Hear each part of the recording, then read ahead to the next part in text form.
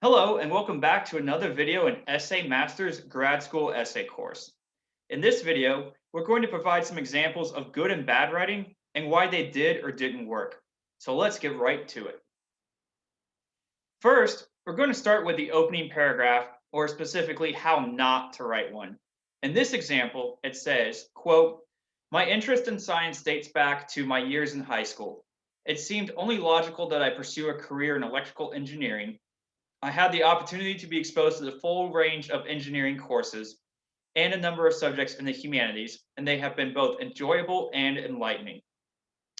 Now, as we said before, a rule of thumb that applies to 99.9% of situations is what happens before high school does not matter. People change, and accomplishments in high school almost never correlate with graduate school temperament or success. So start no further back than freshman year of college.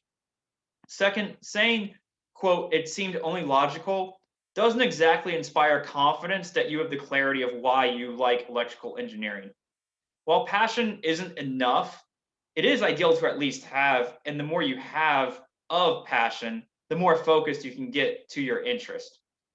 Finally, even though this is not going to be a creative exercise, you still want to avoid cliche language. Enjoyable and enlightening does not do the trick here. Pick words that focus on you and your experiences specifically.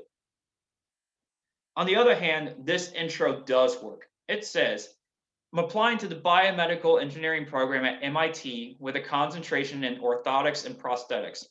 My extensive work with ankle stabilizing mechanisms, along with my own experience of living with a prosthetic leg, has prepared me to contribute to the innovating research in the MIT orthopedic robotics labs." First of all, with these two sentences, we immediately understand the applicant's purpose in applying, their experiences, and their fit. You'll need to provide further detail over the typical 2 pages of space you're given, but this is about as strong an opening as you can get for clarity. Second, while we don't normally recommend being personal and providing personal details, in this case, because it's so relevant to the applicant's graduate studies and professional goals, it makes sense to include it. If it can be both personal and professional, it can work, but it should rarely be just personal. And finally, this one avoids the mistake of the previous example, and that is by making sure all the language is on point and specific to the applicant.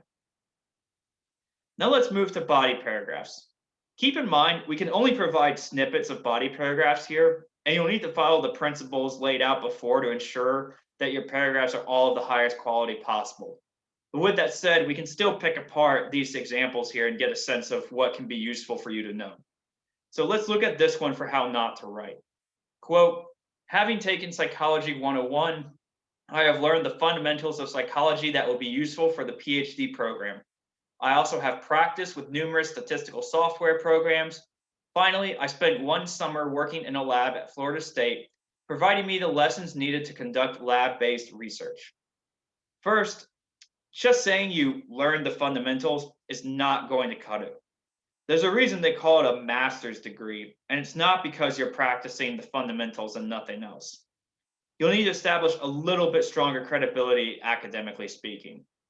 Second, it's not entirely clear what all these skills would allow the applicant to do and how they fit with the program in question. It's not enough, for example, to say you know how to use stat-based programs. What aspect of your graduate work with the department or professor would having that knowledge be useful for? And finally, similar to the first point, summer research is certainly better than no summer research, but just saying you have the lessons needed to conduct lab-based research isn't enough.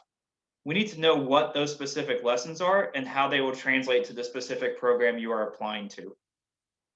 Conversely, this is a much better body paragraph. It reads, "While my seminar in behavioral data science sparked my interest in item response theory, I mastered the basics of IRT mathematical modeling while working as a research assistant for Professor Jones. I hope to use this modeling during my time in the program with Professor Smith so that I can study the intersection of psychometrics and mobile technology, especially as it relates to pop-up notifications." Now, once again, everything in this paragraph is about as specific and clear as it could possibly be. Not only is it specific and clear, It directly ties into the idea of studying under Professor Smith for that particular research interest, the intersection of psychrometrics and mobile technology with pop-up notifications. And that's one of the most critical points here.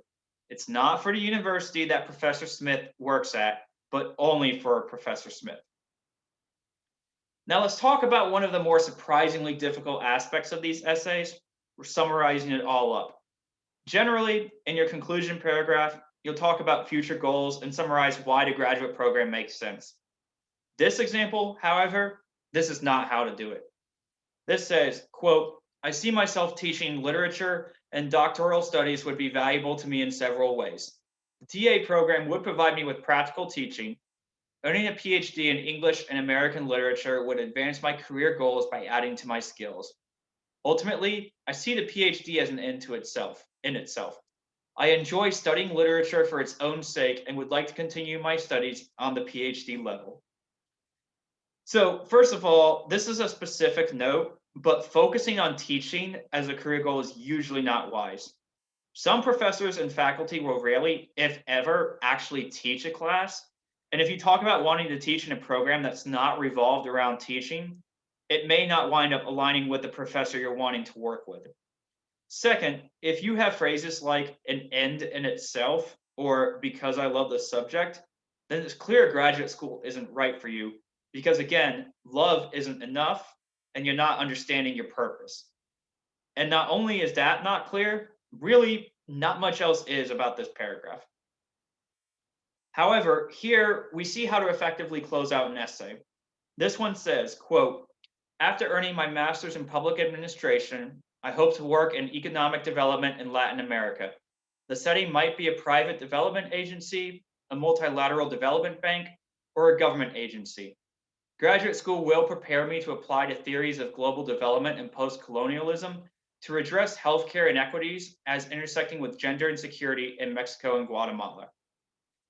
Well, I mean, what more could you want to know about this particular applicant? This is incredibly detailed.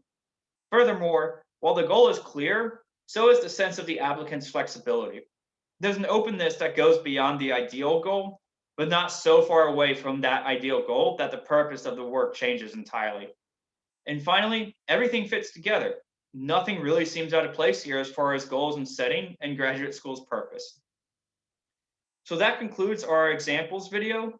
However, there are still a few specific points that we want to discuss for tricky situations. In the next video, we'll talk about exactly that.